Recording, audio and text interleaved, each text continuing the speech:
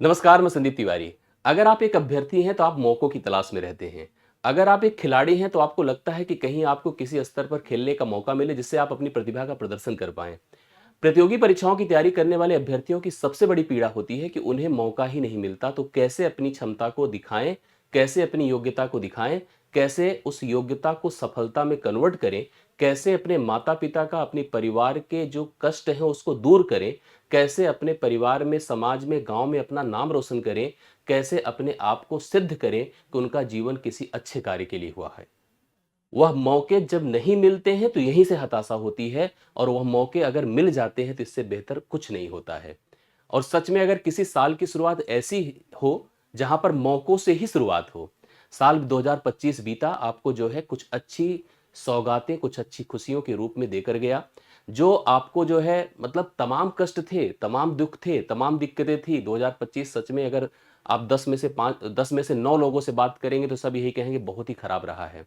लेकिन 2025 अगर गया तो आपको कुछ अवसर देकर गया जिसे आप 2026 की खुशियों में बदल सकते हैं। अगर आप UP police, UP constable, UPSI, तमाम इस स्तर की जो वनडे एग्जाम्स की प्रिपरेशन कर रहे हैं, चाहे रेलवे की चाहे एसएससी की, तो आपके सामने एक बड़ा विकल्प, एक बड़ा अवसर है यूपी पुलिस में कांस्टेबल बनने का। नौकरी सरकारी है, एक वर्दी पहनने का यहाँ पर आपको एक मौका मिलेगा। जज़्बे को, अपने अंदर की जो भावनाएँ होती हैं, नौकरी तो चलो ठीक है, कहीं से भी सैलरी मिल जाती है, लेकिन एक जुनून, एक जज़्बा जो आपको वर्दी पहनने के बाद दिखता है, वह यहीं से हासिल हो सकता है। जो पुलिस कांस्टेबल की शुरुआत एक तरह से होती है, वहीं से हासिल हो सकता है। और इसकी शुरुआत हो चुकी है, इसका नोटिफ़िकेशन आ चुका है, इसके फॉर्म भरने शुरू होने की प्रक्रिया में हैं, और आपको जो है इस प्रक्रिया में अपने आप को भी इन्वॉल्व करके अपनी योग्यता को सिद्ध करने का मौका मिल चुका है। तो कहीं से भी इस तरह के मौकों को हाथ से मत गंवाएं। वो अभ्यर्थी जो इतने सालों से इंतजार कर रहे थे, जो आयु का इंतजार कर रहे थे, जो अपनी पढ़ाई लिखाई का प्रोसेस देख रहे थे, उनके लिए इस समय सबसे सही समय बनने जा रहा है 2026। अगर आप भर्तियों की बात करें तो इससे बेहतर, इससे अच्छा मौका आपको शायद ही जीवन में अपने अब आगे मिलने वाला हो। यूपी पुलिस कांस्टेबल के लिए नया नोटिफिकेशन सरकार के द्वारा, भर्ती बोर्ड के द्वारा रिलीज कर दिया गया है। जिस नोटिफिकेशन के आने के पहले ही कुछ अपडेट्स थे इस परीक्षा में, इस परीक्षा के पैटर्न में कुछ बदलावों को लेकर के। मेरे आज की इस वीडियो में मैं सब कुछ स्पष्ट करता हूं, नए साल की शुभकामनाएं देते हुए। मैं इस नए नोटिफिकेशन के बारे में आपको बताता हूं। इसमें पद, योग्यता, आयु में छूट, जो परीक्षा का पैटर्न है उससे होने वाले बदलाव, नेगेटिव मार्क के हटने से क्या परिवर्तन हो सकता है, इस पर कुछ बातें करूंगा। परीक्षा के जो पैटर्न है, सवालों की जो काउंटिंग है, सवालों के मार्क्स का जो निर्धारण है, किस तरह से आपको कट ऑफ क्रॉस करना है, कैसे इसमें परिवर्तन देखने को मिलेगा, इन सब पर मैं बात करता हूं। सब कुछ बड़ी ही आसान और सरल भाषा में, मेरी ही भाषा में आप सुनिए। इस वीडियो को अंत तक देखिए और लाइक और शेयर भी कीजिएगा अगर आपको सब कुछ समझ में आ जाए। मैं इस नोटिफिकेशन की शुरुआत कहां से करूंगा, ध्यान से मेरी बातों को सुनिएगा। यूपी पुलिस कांस्टेबल की अगर आप प्रक्रिया पर काम कर रहे थे तो कुछ ये भर्तियां अब तक हो चुकी हैं, क्योंकि अगर हम इस नई भर्ती की प्रिपरेशन की, इस नई भर्ती में इन्वॉल्व होने के लिए अपने आप को देख रहे हैं, तो बाकी सारी भर्तियों पर भी आपको दिमाग लगाना पड़ेगा, उन सभी भर्तियों का आकलन करना पड़ेगा। तब जाकर के आप इस परीक्षा प्रणाली में अपने आप को योग्य सिद्ध कर पाएंगे। 2026 का यह नोटिफिकेशन जो कि 32,679 पदों के लिए है। 31 दिसंबर 2025 की इसकी घोषणा कर दी गई है, जिसमें 30 जनवरी 2026 तक फॉर्म भरे जाएंगे। मैं सारी बातें आपको समझाता हूं। इसके पहले 2025, या हम ऐसे कह सकते हैं 2024 का वह पेपर जो एक बार फरवरी में फिर एक बार सितंबर में आपको फेस करने का मौका मिला था। मतलब वो पेपर भी आपको 2 बार देना पड़ा, क्योंकि एक बार फरवरी का एग्जाम गलत तत्वों की वजह से निरस्त हुआ था, उसके बाद फिर से पेपर हुआ। इसके पहले 2019 में पेपर हो चुका है, उसके पहले 18 में, और साथ साथ मैं बता दूं कि 15 में मेरिट के आधार पर, और उसके पहले भी भर्तियां 10 में, 9 में हो चुकी हैं। लेकिन अगर हम कंसीडर करेंगे तो अगले 10 साल पहले की स्थिति से भी अगर हम चलें तो हम 2018 की भर्ती से ही हम अपने आप को काउंटेबल मानेंगे। हम उसी का निर्धारण करेंगे, उसी हिसाब से अपनी प्रक्रिया को समझेंगे। मतलब कुल मिला के अगर हम 2026 की भर्ती की बात कर रहे हैं तो 2026 में 32,679 पदों का नोटिफिकेशन रिलीज हुआ है। एग्जाम कम होगा, इसकी अभी स्पष्टता नहीं है। 60,244 के बारे में हम सब खूब अच्छे से समझ रहे हैं, आप भी बहुत सारे हमसे इन्वॉल्व थे, उस समय इस प्रक्रिया में पार्टिसिपेटेड थे।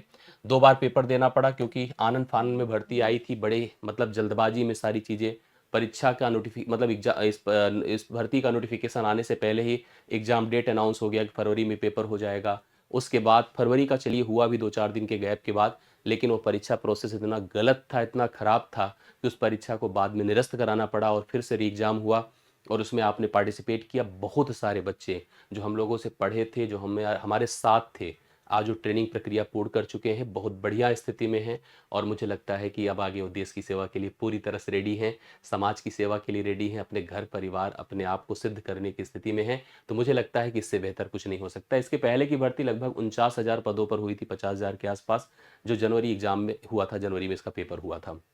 अब आइए आज के हम इस वीडियो की शुरुआत करते हैं कुछ इन पदों से, जिन पदों पर आपको इसमें पार्टिसिपेट करने का मौका मिलेगा। कुछ पदों के नाम पहले दिमाग में रख लीजिएगा। यह वह सूचना विज्ञप्ति थी जो 31 दिसंबर 2025 को बनाई गई थी, आपके सामने प्रेषित की गई थी। इसमें उत्तर प्रदेश पुलिस भर्ती एवं प्रोन्नति बोर्ड का जो मुख्यालय है, पुलिस महानिदेशक से निम्न पदों के सापेक्ष चयन हेतु अधियाचन प्राप्त हुआ था। इसमें कौन कौन से आरक्षी नागरिक पुलिस है, जिसमें पुरुष महिला दोनों हैं। इसके बाद आरक्षी पीएससी हैं, सशस्त्र पुलिस, इसमें केवल पुरुष हैं। आरक्षी विशेष सुरक्षा बल हैं जो कि पुरुष हैं। महिला बटालियन है तो महिला आरक्षी हैं। आरक्षी घुड़सवार पुलिस हैं, पुरुष हैं। जेल वार्डर के पद हैं, पुरुष हैं और जेल वार्डर महिला भी हैं। इतने पदों पर जो है यहाँ पर इनके सापेक्ष अधियाचन प्राप्त हुआ था और इसको लेकर के एक नोटिफिकेशन रिलीज हुआ और उस नोटिफिकेशन की अगर हम बात करें तो यह नोटिफिकेशन आपके सामने है, ध्यान से देखिएगा।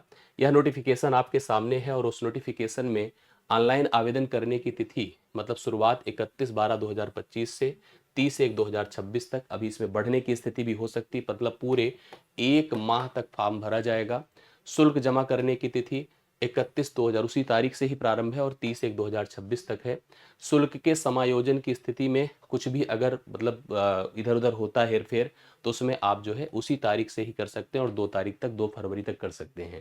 तो कुल मिला के यह प्रक्रिया 31 तारीख से प्रारंभ हो चुकी है और यह प्रक्रिया पूरा 2 तारीख 2 फरवरी तक चलेगी, जिसमें आप अपनी फॉर्म को अप्लाई कर सकते हैं।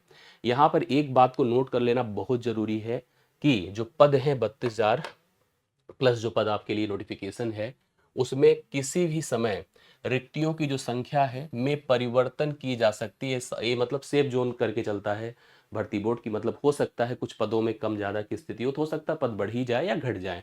इसके लिए भर्ती किसी भी समय या भर्ती के किसी स्तर पर बिना कोई कारण बताए आप कुछ कह नहीं सकते, निरस्त की जा सकती है। तो आप इसको दिमाग में रख लीजिएगा, ये होता है। और इसके साथ साथ एक बात और दिमाग में रखिएगा, अभ्यर्थी का आवेदन करने से पूर्व अगर आपने अभी तक ओटीआर नहीं किया है, हम बार बार आपको बताते हैं कि ओटीआर प्रोसेस को फॉलो कर लीजिए। ओटीआर वन टाइम रजिस्ट्रेशन कराना अनिवार्य होगा, अगर नहीं है तो ओटीआर करिए और अगर है तो उसी से ही आप अपने इस फॉर्म को अप्लाई कर सकते हैं, इस परीक्षा प्रोसेस में आ सकते हैं। जब आप इसको क्वालिफाई करेंगे और पुलिस बन जाएंगे तो सबसे बड़ा मोटिवेशन आपका यह पैसा भी है।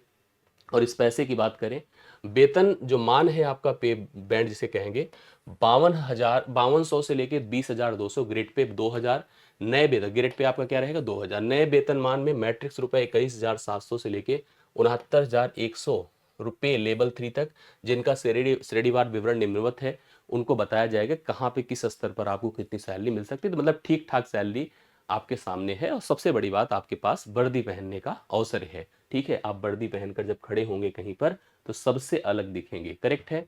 फॉर्म भरते समय आपको ध्यान रखना है कि जो सामान्य के अभ्यर्थी हैं, ईडब्ल्यूएस हैं और ओबीसी हैं, इनको 500 रुपये देना पड़ेगा फीस के रूप में, जबकि एससी एसटी जो अनुसूचित जाति जनजाति के लोग हैं उनके लिए 400 रुपये आवेदन करने में अप्लाई करना पड़ेगा। फॉर्म भरेंगे, बहुत सारे फॉर्म पड़ेंगे। आप सबको पता है कि 60,244 जब हुआ था तो लगभग 40 से 45 लाख फॉर्म भरे गए थे। तो इस बार भी आप कम मत मानिए, भले ही आपको 32,000 कुछ पद हैं, लेकिन यहाँ पर फॉर्म भरने की संख्या में कमी नहीं आएगी। तो फॉर्म तो ठीक ठाक अमाउंट में भरे जाएंगे, ठीक ठाक संख्या में भरे जाएंगे, तो उसके लिए आप लोग को दिमाग में रखना है। अब क्या शैक्षिक योग्यता होनी चाहिए, शैक्षिक अर्हता, इस वीडियो के अंत तक आप रहेंगे तो आपको सब कुछ क्लियर होगा जो मैंने शुरुआत में आपसे बातें करी है। शैक्षिक अर्हता में आप ध्यान से देखिएगा, भारत में विधि द्वारा स्थापित किसी भी बोर्ड या 12वीं कक्षा की अर्हता या सरकार द्वारा मान्यता प्राप्त उसके समकक्ष अर्हता मतलब 12th पास होना चाहिए। अगर आप 12th पास हैं तभी आप इस फॉर्म को अप्लाई कर सकते हैं। इसके अलावा कुछ बातें ध्यान में रखनी है जो आपके प्रश्न हो सकते हैं कि आवेदन करते समय अभ्यर्थी की अपेक्षित शैक्षिक अर्हता अवश्य धारित करनी चाहिए, मतलब आपको 12th पास ही होना चाहिए। ऐसा नहीं कि आप अपीयरिंग है और इस साल आपको देना है बोर्ड तो आप इसको अप्लाई कर सकते हैं। आपको पता चलेगा कि फरवरी मार्च में हमारा बोर्ड का पेपर है सर, हम पास हो जाएंगे तो हम इसको अप्लाई कर लें, ऐसा नहीं होगा।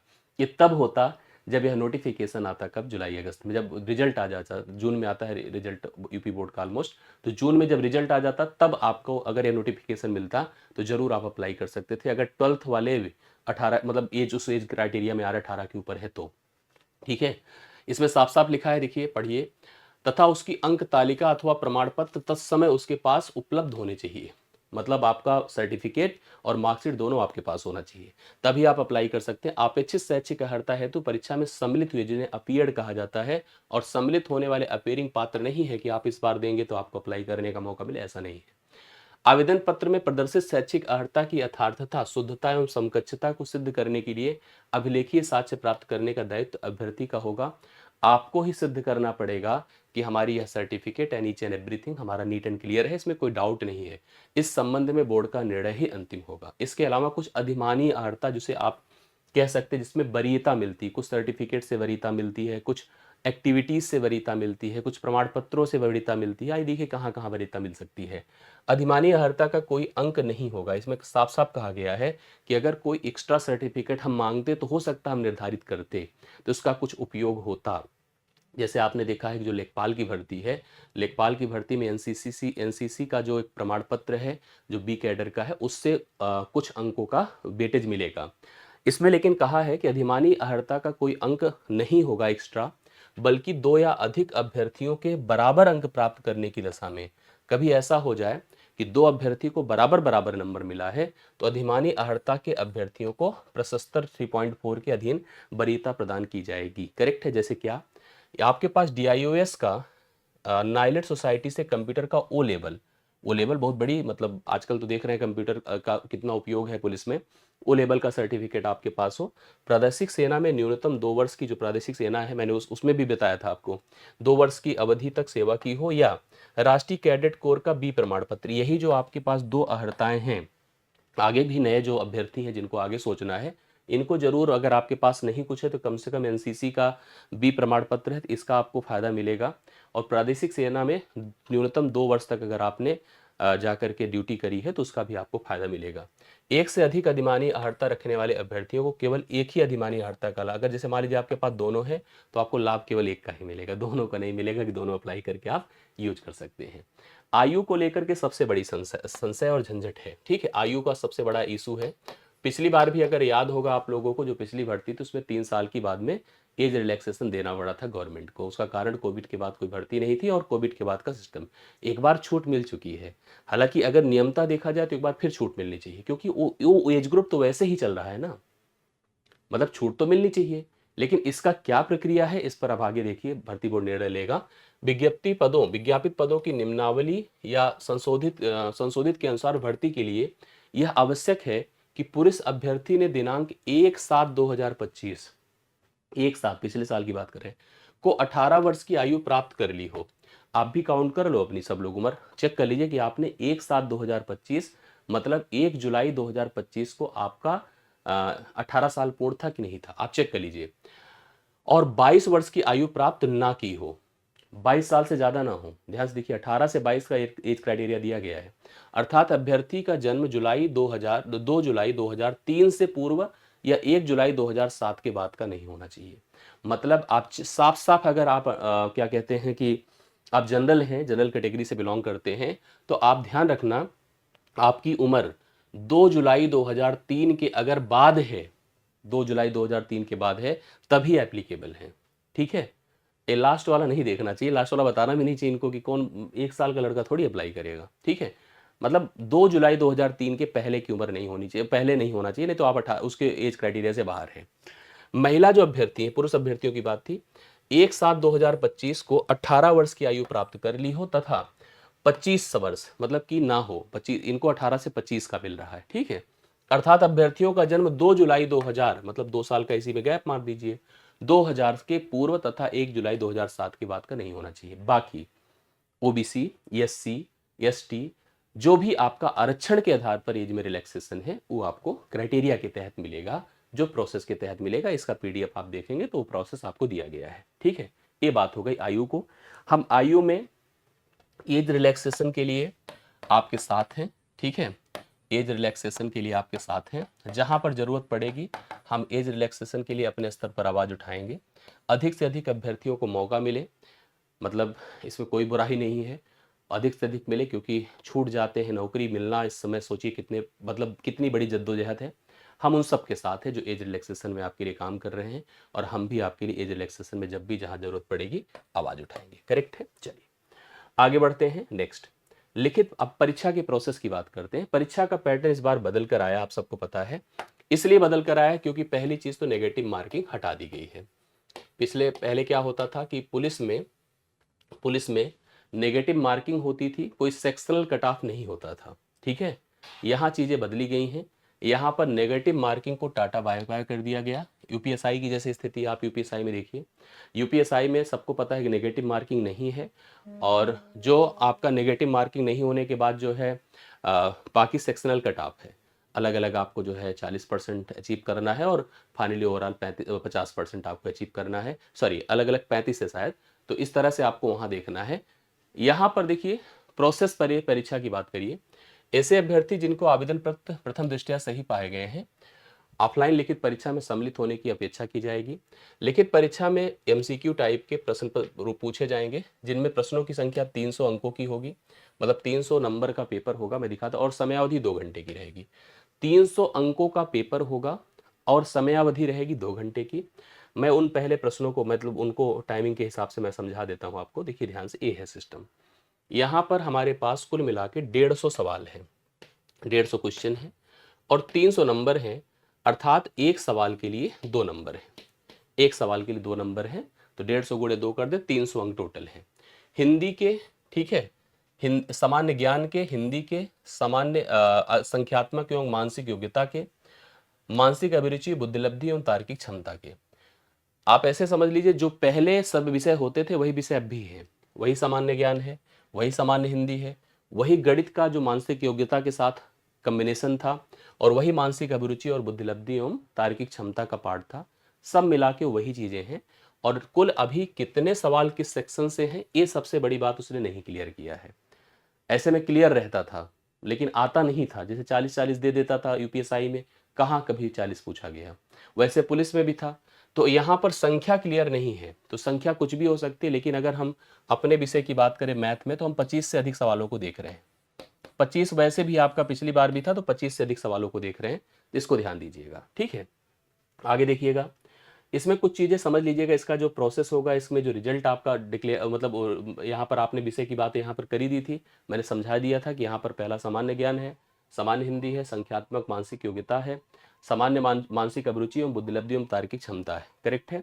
इसके अलावा देखिए इस बात को समझिएगा, ये बहुत इंपॉर्टेंट है, इसको आप लोग कंसिडर करिएगा कि आरक्षी सेवा निम्नावली वाला, मतलब उत्तर प्रदेश मतलब सब ठीक है। लिखित परीक्षा में निम्नानुसार न्यूनतम अंक पाने में विफल रहने वाले अभ्यर्थियों को पात्र नहीं माना जाएगा। मतलब एक जो minimum cut off class qualify करने के लिए रखा जा रहा है, मिनिमम मार्क, क्योंकि नेगेटिव मार्क नहीं है तो इस मिनिमम मार्क का प्रावधान रहेगा। उसको जब पाएंगे तभी आप क्वालिफाइड माने जाएंगे। करेक्ट है। जो अनरिजर्व्ड हैं, मतलब जनरल हैं, उनके लिए 30%। अर्थात आप ऐसे समझ लीजिएगा कि आपका कम से कम 30%, 300 नंबर का पेपर है तो 30 या 90 नंबर मिनिमम आपको जो है मिलना। यहाँ पर 30% आप समझ गए होंगे। 30% मतलब 90 नंबर एटलीस्ट आपका पाना अनिवार्य है। आर्थिक रूप से जो कमजोर ईडब्ल्यूएस है उनके लिए 25% अर्थात 1/4, 75 अंक। यहाँ पर 90 अंक कर दीजिए, ठीक है। यहाँ पर 75 अंक कर दीजिए। अन्य पिछड़ा वर्ग ओबीसी के लिए भी 25%, ईडब्ल्यूएस और ओबीसी का लगभग एक जैसे रहता है, तो इनको भी 75 नंबर पाना अनिवार्य है। अनुसूचित जाति एसटी और एससी के लिए 20% का प्रावधान रखा गया है। 20% मतलब आप समझ लीजिएगा 60 नंबर यहाँ पर लाना अनिवार्य है। इस लिखित परीक्षा में कुल 150 प्रश्न होंगे, जिनमें प्रत्येक सही उत्तर के लिए 2 अंक निर्धारित किया गया है। तो मतलब आप ध्यान में रखिएगा कि जो जनरल हैं उनको कम से कम 90 नंबर, और जो ओबीसी और ईडब्ल्यूएस हैं उनको 75 नंबर, और एससी एसटी को 60 नंबर कम से कम। उसके पहले तो मतलब आप निकल ही जाइए, ठीक है। ये आपके लिए रखा गया है क्राइटेरिया। तो बहुत बड़ी बात है, मतलब नया परिवर्तन एक तरह से। बाकी फिजिकल के लिए सब कुछ एज इट इज है, बहुत परिवर्तन नहीं है। जैसे हम पढ़ लेते हैं, ऊंचाई को अगर आप कंसिडर करिए, सामान्य तथा जो ईडब्ल्यू ओबीसी हैं या अनुसूचित जाति के पुरुष, न्यूनतम ऊंचाई 168। अच्छा, इसमें सबको एक जैसी हाइट दिया है, किसको, चाहे वो सामान्य हो, चाहे डब्ल्यूएस होगा, चाहे ओबीसी होगा, चाहे अनुसूचित जाति एससी, इनको भी एक कैटेगरी में रखा गया पुरुषों को, सबको 168 सेंटीमीटर रखा गया है। लेकिन एसटी के लिए, अनुसूचित जो जनजाति के पुरुष अभ्यर्थी, उनको बस एक 8 सेंटीमीटर की छूट मिल जाएगी, 160 सेंटीमीटर होगा।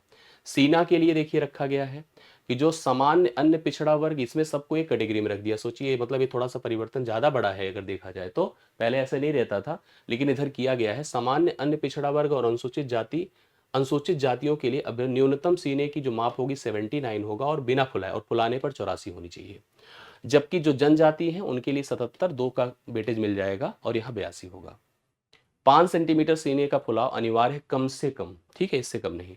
महिला अभ्यर्थियों की जो हाइट है न्यूनतम, सारी देखिए ऊंचाई, इसमें भी सामान्य अन्य पिछड़ा वर्ग तथा अनुसूचित जातियों की महिलाएं 152 सेंटीमीटर की होनी चाहिए, और अनुसूचित जनजातियों की जो है महिलाएं 147 सेंटीमीटर यहाँ पर कम से कम होनी चाहिए। एक क्राइटेरिया है, आप इसको दिमाग में रखिएगा, ठीक है। इसको पढ़ लेंगे तो आपको इसको समझ में आएगा, ठीक है।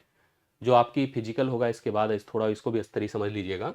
फाइनली अभिलेखों की जब फाइनल रिटर्न आप क्वालिफाई हो जाएंगे, तो लिखा गया साफ साफ देखिए, इस शारीरिक दक्षता के लिए अहर्ह होने पर पुरुष अभ्यर्थी चाहे जो होंगे, उन्हें 4.8 किलोमीटर की दौड़ 25 मिनट में पूरी करनी होगी, और महिला अभ्यर्थियों को 2.4 किलोमीटर 14 मिनट में दौड़नी होगी। वे अभ्यर्थी जो बेहद समय के लिए दौड़ नहीं पूरी कर पाएंगे वो बाहर हो जाएंगे तुरंत। ये सिस्टम है, इसको दिमाग में रखना आपके लिए अनिवार्य है, करेक्ट है। अब आ जाता है थोड़ा सा एग्जाम पैटर्न। देखिए, अब बात आती है एग्जाम को कैसे क्रैक करें, ठीक है। एग्जाम सबसे जरूरी ये है, देखिए मैं जो जानता हूं, मैंने बहुत चीजें इसमें शामिल नहीं करी कि कौन मान्य है, भारतीय नागरिक है, तमाम सारी अपडेट्स हैं, आप सबको पता है। लेकिन हमने ये नहीं ऐड किया। हमें पता है कि हम अगर अभ्यर्थी हैं तो मुझे अपनी योग्यता मैक्सिमम टू मैक्सिमम सबको पता है। कुछ ही चीज़ें टेक्निकल होती है जो फंसा देती है, जैसे कि आपको जो अधिमानी अहर्ता है उनका वेटेज मिल पाना, जो एज रिलैक्सेशन के अंतर्गत आपकी एज की काउंटिंग का कंसिडर होना, तो ये सब चीज़ें थोड़ी थोड़ी जो है मायने में आपके सामने, कभी सेंटीमीटर्स का कुछ फर्क हो पाना, ये सब चीज़ें थोड़ी सी कंसिडरेबल होती है। बाकी मैक्सिमम 99% अभ्यर्थी वो जानता है कि वह अप्लाई करने की स्थिति में है कि नहीं है। अगर वो जानता है तो उसके लिए सबसे बड़ा चैलेंज यही है, जो बदल कर आया है इस बार, बिना नेगेटिव मार्क का, ठीक है। नेगेटिव मार्क नहीं है इसमें। अगर हम जनरल को कंसीडर करके चल रहे हैं, अगर आप अनरिजर्व्ड हैं तो आपको 30% लाना मस्ट है।